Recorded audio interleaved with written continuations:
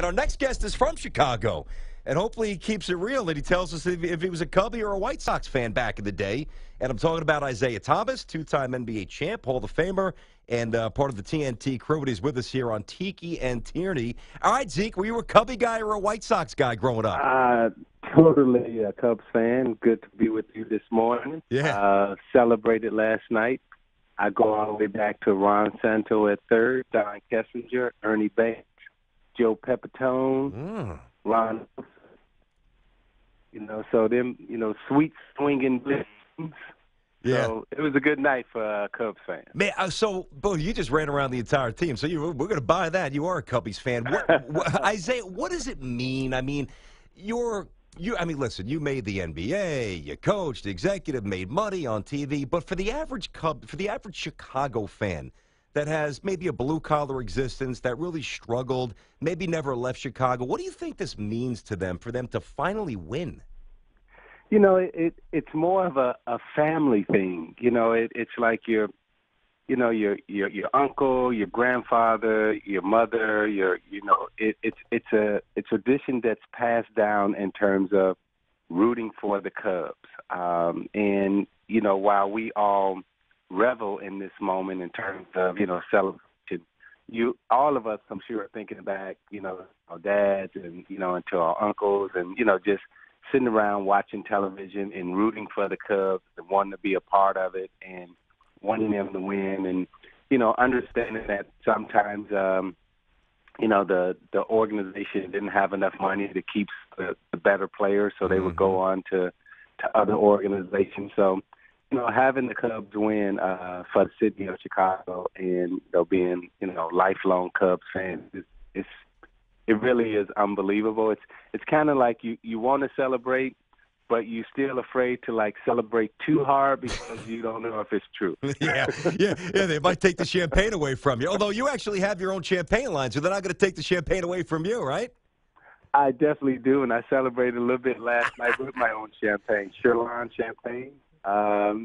Just brought it over from France, and we definitely popped a few bottles last night. Nice, man. Hopefully you popped a few Advil. So I want you to be able to be nice and coherent. We got to talk some hoops. Isaiah Thomas with us here on Tiki and Tierney. All right, Zeke, the generation that you're from, we all know. I mean, that's what I grew up in, and that's what made me fall in love with the NBA. Elbows, hard fouls, strong picks. You just got up and dusted yourself off, or you threw a haymaker if somebody got you two below board. It's a totally different league. We get that. It's more spacing, the European influence. But I have to get your thoughts on the way Kevin Durant continues to speak about his relationship with Westbrook like it's a soap opera. Isaiah, why does he keep talking about this? Because emotionally, I do believe that both of them, they have to have some hurt feelings, and they came into the league very early, when they both were young, and they went through some very difficult times. They had some heartbreaking moments. They hit finals. They lose one of their best friends, and he leaves. And Mike, let's get him patched back in there. We definitely want to get this, certainly get this part. Isaiah Thomas, TNT. I'm just curious because Teague and I spoke about this. We'll get him patched in on a different line here, so you guys can actually hear his response. It's amazing. And listen, it's also reflective of the society and the modern athlete. And people want to know about this, and there's social media, and people tweet about it. I think we have Isaiah back. Isaiah, you back with us, bud? Yeah, can you hear me now? Yes, very well. Yeah, go ahead, bud. We're good. Yeah, I just think that, those three guys, and I'm going to go back to the three guys, in terms of Harden, Westbrook, and Durant. Arguably we were watching, three of the best perimeter players to ever play on the same team. There's been dynamic duels, but there's never been a threesome out on the perimeter like those three that I can recall or that I can remember. And, when they broke up with Harden, I thought it was very emotional also. And Durant leaving, Westbrook, I just look back and I say, when you're 19, 20 years old, everybody's sitting on the couch playing video games.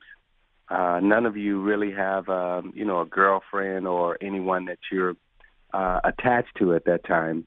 But B, when people come, when a girlfriend comes in your life, or you get married, you start having kids, your responsibilities change, and your friendships change, and your relationships change. And the guys who are single and hanging out on the couch, you can't do that no more. So, I look at them, those three as they matured and as they got older, they got different responsibilities, and the relationships changed. And we as fans, analysts, and everyone else, we have to find a way to see past the jersey number and realize that these are real, total human beings with full lives. Yeah, and we do lose sight of that on occasion.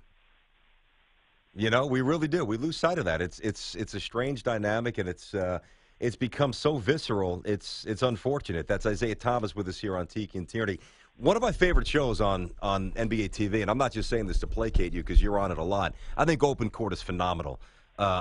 First of all, Ernie's a great maestro. Let you guys do your things. Just sit around and let the guys. It's basically a locker room, and you and C-Web and everybody else, and Kenny and Shaq. I think it's a really good setting. And I caught you the other day. I don't know if it was taped or whatever, but you guys brought up before the season, it was part of the preview, and you were asked about whether or not you thought Russell Westbrook can average a triple-double, which hasn't happened since Oscar Robertson. A couple guys on set actually said yes. You didn't think it was statistically possible.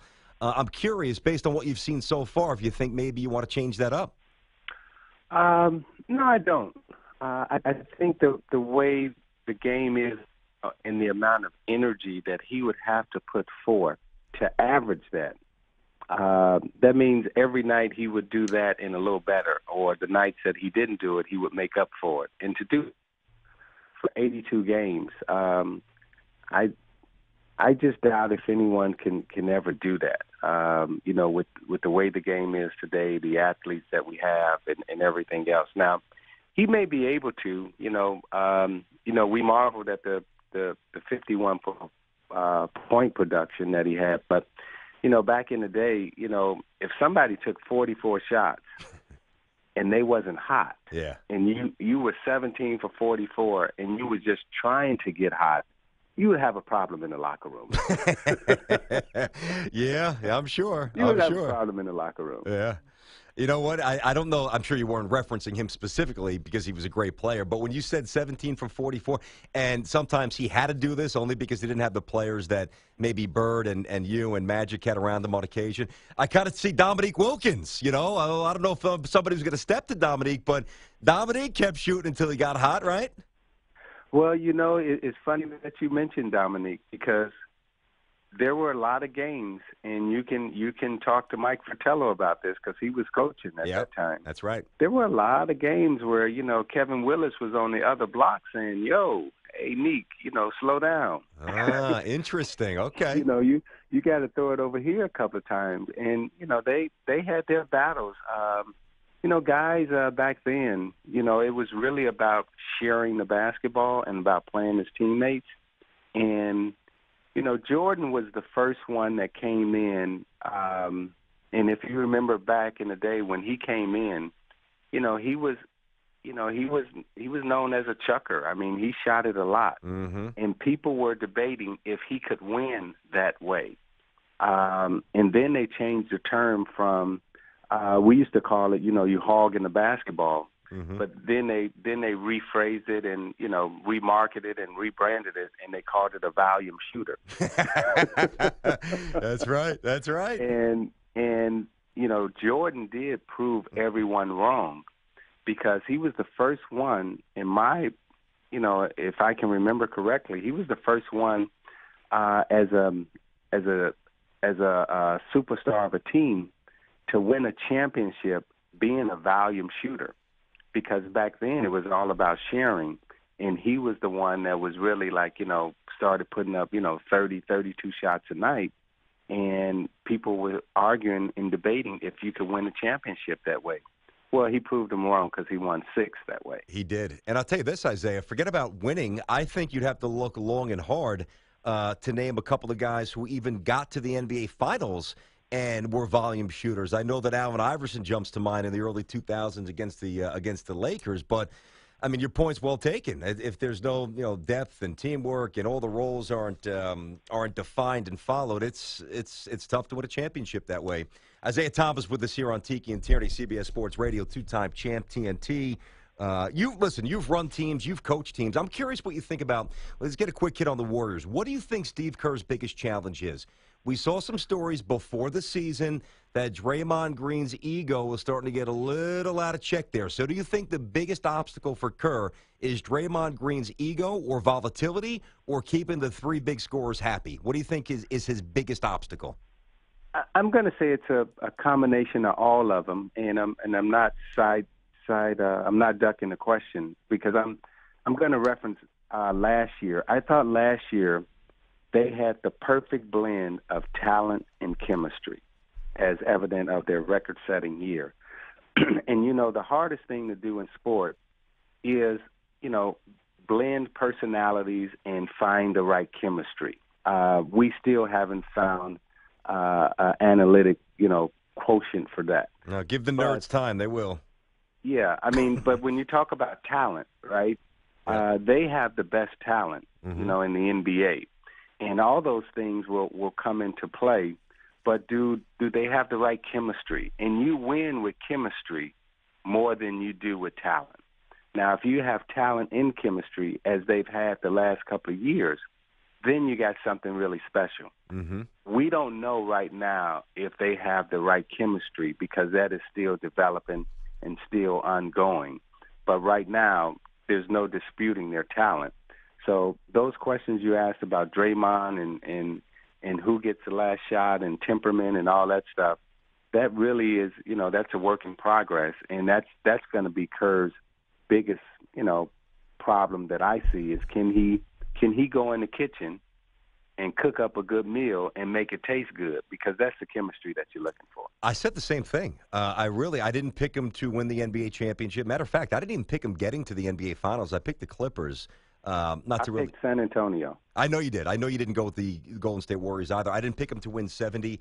I think we have to run, unfortunately, but I think a lot of people really overlooked the loss of Bogut, who's a good passer. He's tough. Barbosa, Spates. They lost a lot of meat, a lot of grit, and a lot of grind off that bench. So we shall see about the Warriors. But tonight, you guys have them. NBA doubleheader, which is awesome. Every Tuesday and Thursday, you got the Celtics, who are pretty good. The Cavaliers yet to lose. And obviously, you've got Durant and Westbrook hooking up Oklahoma City and the Warriors at Oracle. Isaiah, really good chat, man. It's been a while. Thanks for catching up, buddy. Likewise, and thank you. Be well, pal. There he is.